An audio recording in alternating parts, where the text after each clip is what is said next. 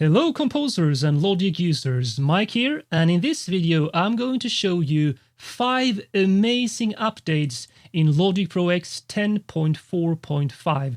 At least my 5 most favorite updates, because when I go through the release notes here, you can see the big thing is the more cores and the 1000 tracks thing, but I went through the list and I found my top 5 features, which I will show to you now.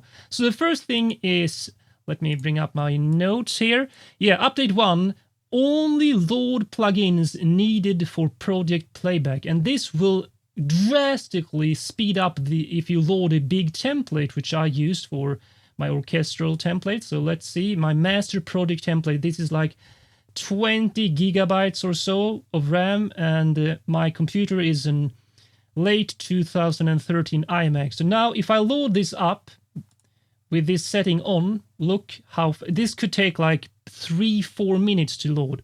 It's loaded. Why and how does this work? Well, basically, if you go into here, project settings, general, let's see here, only load plugins needed for project playback, which means that these tracks are not really loaded. It just loads up everything visually, but as soon as you click on a track, let's say this one here, look what happens. Loading plugins. So now it's loaded, so now I can play. So it loads when you select a track. So if I load this ensemble strings, look what happens. Loading plugins. And obviously it can take a while if it's a big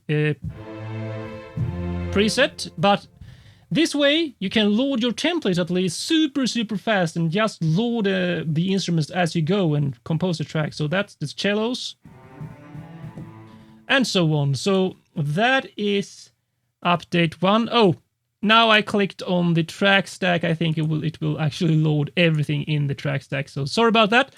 Update 2 is that you can actually unload the plugin by using option when you click this off button. So in fact, let's check the RAM. I think it's finished now.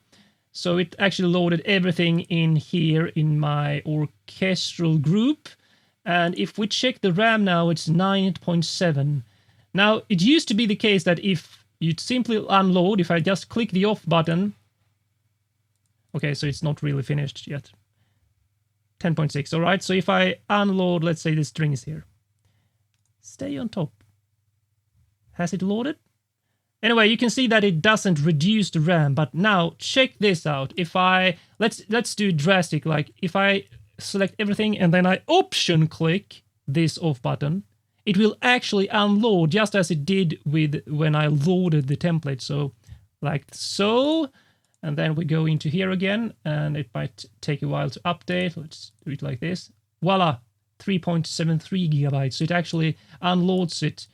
You can use this version instead if you want. So like you can have your entire template with everything with the off button here. Remember, you need to option click. So that's update 2, which I find super amazing, because now I can load up my template super fast, and I can, if I don't need an instrument in my template, so I can actually start with my template loading. Let's say I don't need, let's say, woodwinds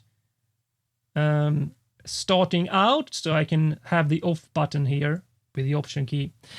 And number 3 is actually a minor thing, but I actually love this, because when you browse around in your arrangement, when you're making a track, so let's say you have something going on here, and then a new section comes in, I often go here and click there and then the space bar. Well, they added so you can hold on the shift key and then double click and it will start playback from anywhere.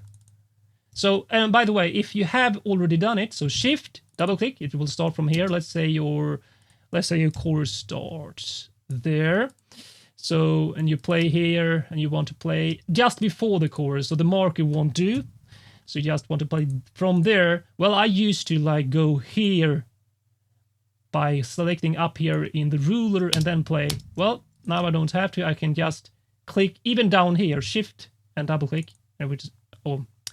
When it's playing, you don't need to double click. Just left click, like so. When it's not playing, shift, double click. So now when it's playing, I can just shift, and then it plays there, and so on. So that's my favorite update number 3. Let's see, and then number 4 for this I may actually load. As you can see, when I have the track stack here, it loads up the plugins. Now I have this.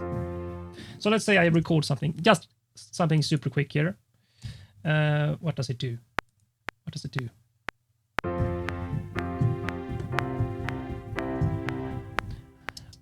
Anything, just I want to go into the piano roll and show you this, because I actually use a feature called time handles, which is up here in functions, and this works by, if you activate it instead of the ordinary selection, which you can move around things with, you can actually, let's say, so let's unquantize this. So let's say it was slightly dragging, now you get time handles, and now we can, as you can see, drag it out, it like stretches everything.